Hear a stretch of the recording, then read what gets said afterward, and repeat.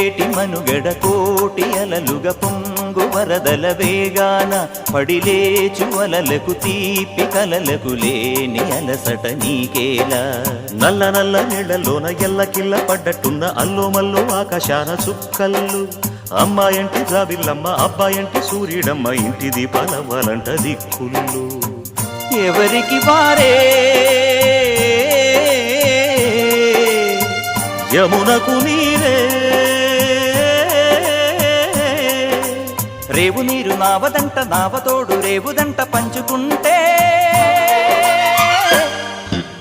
గోరువంక వాలగానే గోపురానికి స్వరాల గణగణ గంటలే మోగనేలా.